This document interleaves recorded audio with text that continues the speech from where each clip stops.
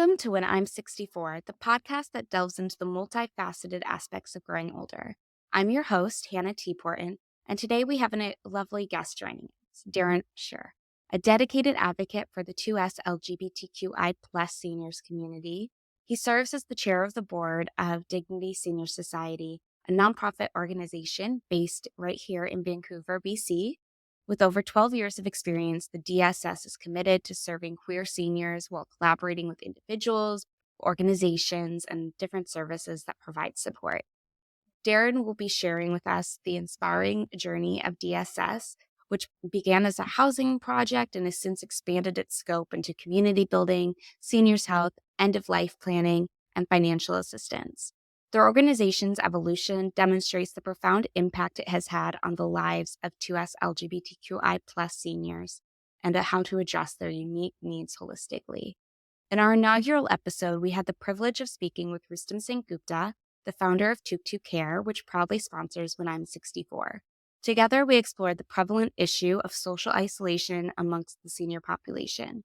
We briefly touched on the significance of matchmaking and ensuring that individuals feel comfortable with their caregivers, emphasizing the importance of shared understanding based on cultural backgrounds, languages, and more. Within the queer seniors community, this understanding is even more crucial, as they are often forced to seek acceptance and empathy. Today, we are fortunate to have Darren with us, who will guide us deeper into this topic, shedding light on the challenges and solutions within the queer seniors community. My name's Darren Usher. I'm the chair of the board of Dignity Senior Society. We're a nonprofit BC organization, and we've been around for 12 years. We serve the 2SLGBTQI plus seniors community and the persons and services that work with them. 12 years. We started as a housing project. We've morphed since then. 2018, we restructured and we focus on housing, community building, which is really connecting our seniors and breaking their isolation and giving a sense of belonging. And then we work on health, seniors' health, and we work on end-of-life planning and finances. So they're the 4 areas. In the 3 areas of work, we have 3 action points. We work with advocacy. We do a lot of advocacy work with government, with the BC Seniors Advocate and various organizations. Then we will do collaborations similar to what we're hoping to do with Tuk Tuk, as it would be either training staff or working on volunteer systems that will support our 2S LGBTQI seniors. So we advocate, collaborate, and we give information. So lots of information on our website. And there's 2 audiences. One are the 2S LGBTQI seniors, and the other is the service providers community there, working with long-term care and assisted living facilities, in-home services, and then just general senior services. We like to say that we put the queer and trans and two-spirit into the seniors system and the seniors into the queer and trans and 2S system. Awesome. And what are some of the most common stories you hear from queer seniors about their biggest concerns when it comes to aging and facing these different care systems? Yeah, I think a lot of fear of systems. I think a lot of the training we do is looking at the history of our community members. And if we go back, it used to be illegal to homosexual sexual acts were illegal, but it built into just all queer and trans being illegal in the eyes of many people in society. And then it was a mental illness in the DSM up until 1974, and it was illegal up until 1969. The seniors that grew up prior to that, they grew up in a very oppressive system. Many of them had to hide their sexual and gender identity. Some of them entered into heterosexual marriages in order not to take on their sexual and gender identity and to try and hide it.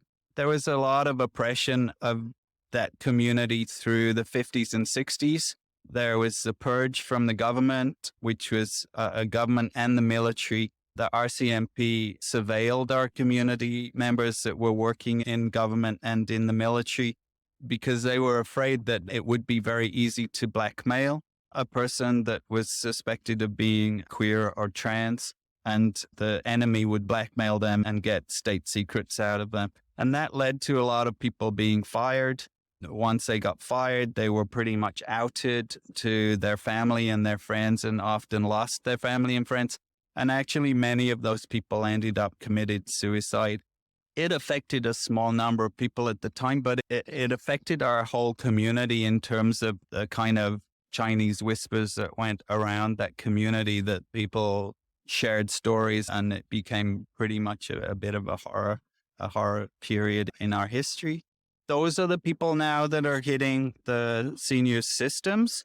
And naturally, they have a lot of mistrust of systems, a lot of mistrust of government, and a great fear of going back into that oppressive kind of culture. A lot of those people have spent the last 40, 50 years finding their place in community and building their place in community.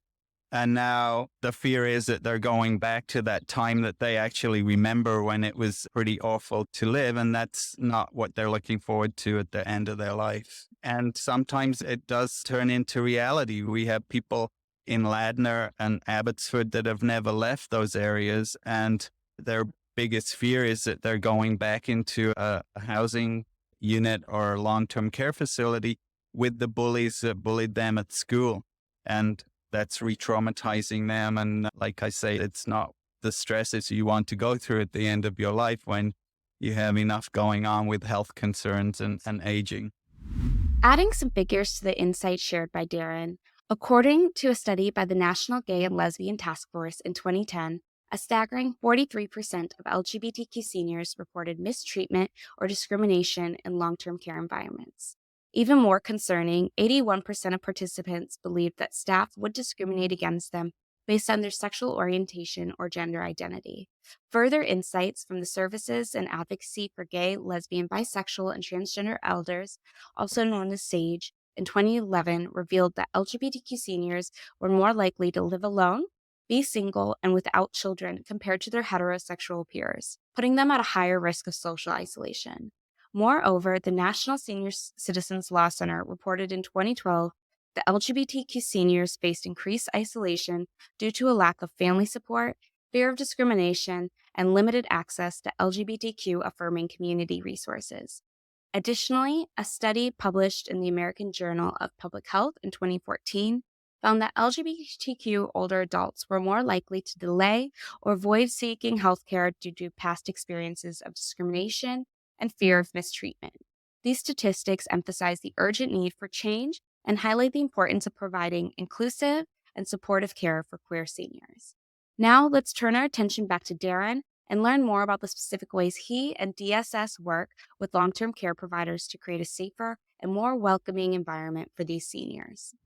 We will do training with any facility that approaches us. We did training at the BC Care Providers Conference a couple of weeks ago, where we managed to connect with many facilities. And there is a great appetite to do the work, just a lot of not knowing how to do it. So I think that's where we're trying to fill the gap, is connect with individual organizations or facilities and just talk to them about their specific needs and what they would like to see happen and what's realistic for them. There's a lot of appetite for equity, diversity, and inclusion.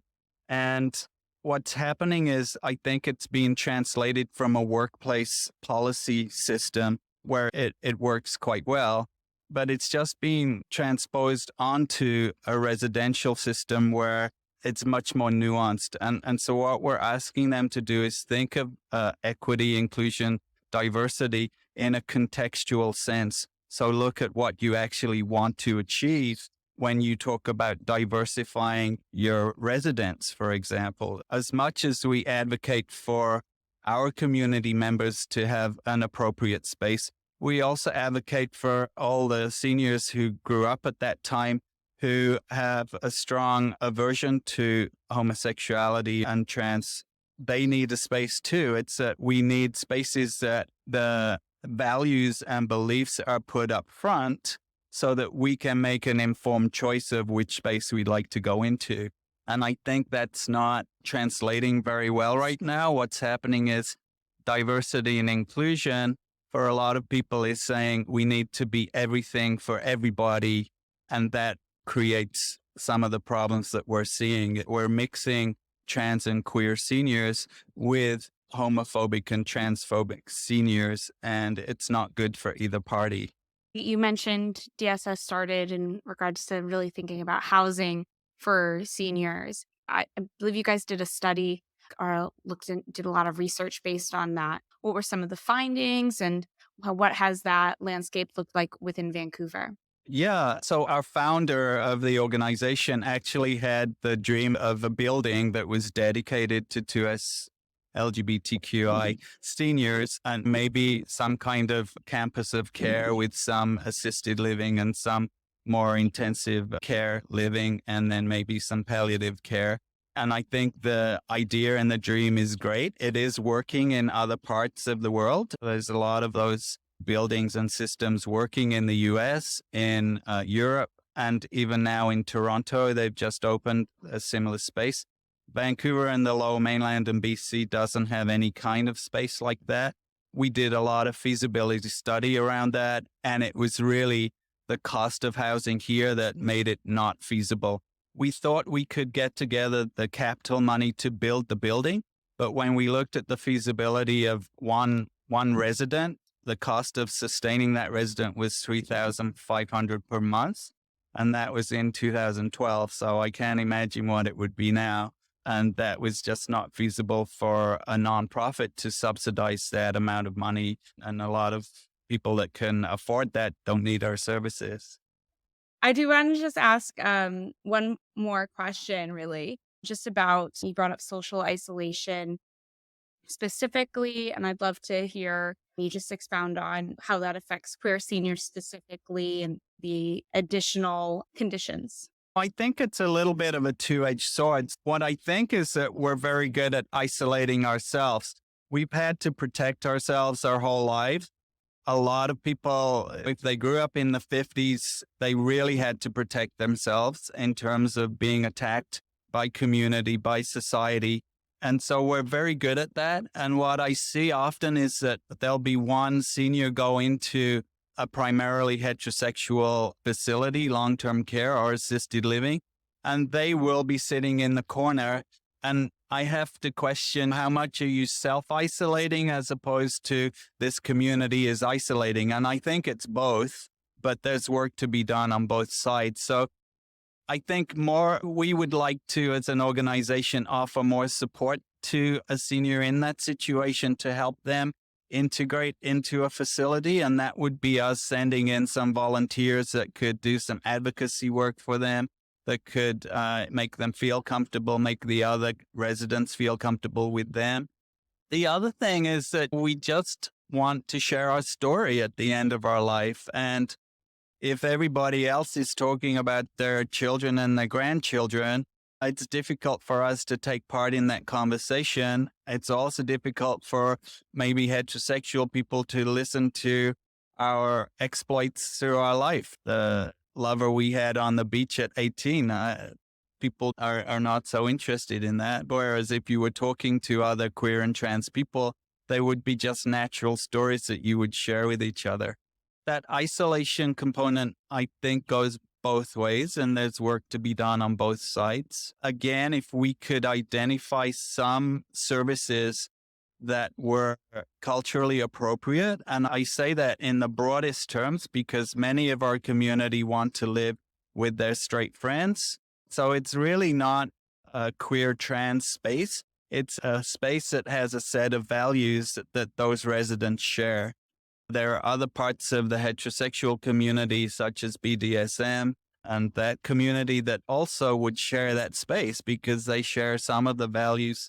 Equally, there are people in the queer, trans, and two-spirit community that have different values that want to be in another space. And so your gender identity and your sexual identity doesn't have to be your primary identity. A lot of people might put their religious beliefs or their cultural beliefs before their sexual. It gets quite complicated once you start to pull it apart. I often start presentations by saying, I'd like you to think about this acronym that we use, 2SLGBTQI+++, that acronym is only thrown together because we're not heterosexual. However, within that acronym, there's hugely diverse needs, often conflicting needs. So when you start to pull all that apart, it does get really complicated. All right. Is there things that you at DSS are really looking forward to? Yeah, we just got funding for our first staff member, so we're really looking forward to that. We've been a very dedicated working board of 10 people up to now. Our strategic plan has always said we need at least 2 staff, so our first one will come on very soon, and we're really pleased with that, and we hope that builds a lot of capacity for us. That'll allow us to bring on a lot more volunteers, which will build the capacity of the organization. But we're just really pleased by the number of people and organizations that contact us that have an appetite to do the work. And we think we can do a good job in fulfilling their needs. When people ask us to do a presentation or have a meeting with them, we like to have a pre-meeting so that we can tailor the presentation to exactly what they need, pitch it at the right level, and have the right content that they're looking for. If we work with people working in home care, for example, we'll often talk about what happens when you go into a queer, trans, or two-spirit home. How might you build relationships? Do you have a name tag that you can put your pronouns on? Might you want to wear a rainbow badge? It sounds a little coy, but it can have a huge effect on a person. Something that's outward facing versus the person having to find out. Yeah, I think because as a queer person, I'm always guessing what this other person thinks and how much I can disclose and what can I talk about. So there's some kind of interaction there where you're not prying, but you're allowing space for them to understand that it's okay to share that or to say that. And that can be a tricky thing. Everybody's unique, so it's hard to say, do it this way. We often talk about we don't believe in cultural competency. We think that's only available if you're within that community. But we ask people to build their cultural awareness and then their cultural acumen. So you can get some awareness, but you need the acumen to know which parts of that awareness to use with each individual. So it's no good just getting some awareness and applying it to every 2SLGBTQ person you meet. That's not going to work. You need the acumen to be able to differentiate what might work with this person and what you might just keep in your pocket. Great. All right. Thank you so much, Darren. I really appreciate it. Appreciate your time. Yeah, you're welcome. Thanks for the interview. And anytime we can connect, we'd love to do training with your stuff. We're looking for organizations that we can build a relationship with, that we can trust, and then we can refer our community members to them because we trust that you're going to treat them well. Thank you for tuning in to this episode of When I'm 64. We extend our heartfelt wishes for a happy Pride to our listeners in Vancouver listening the week this comes out. And special thanks to Darren for sharing today. DSS is dedicated to bridging this gap by collaborating with long-term care providers, offering training programs, and advocating for culturally competent care. As Darren mentioned, Canada has seen some housing projects specifically designed for queer seniors, like the Rakai Centres in Toronto. The Rainbow Wing, a result of a decade-long process, provides an inclusive space with 25 beds while hosting events like drag shows and other queer performances for its residents. We hope to see many other projects like this come to fruition, both within Canada and elsewhere. In our upcoming episodes, we hope to explore other kinds of unique co-housing initiatives for seniors and how they enhance quality of life and community connections. We would like to take a moment to express our gratitude to our sponsor, 2 Care, who recognizes the importance of neighborly, trusted care. They are actively working on implementing and always improving cultural competency within their network, ensuring that seniors and families receive compassionate care that respects their unique backgrounds and identities. To stay connected and join us in more meaningful conversations to these vital topics, remember to subscribe to our podcast. Let's continue exploring diverse experiences of aging and strive to provide compassionate care for all.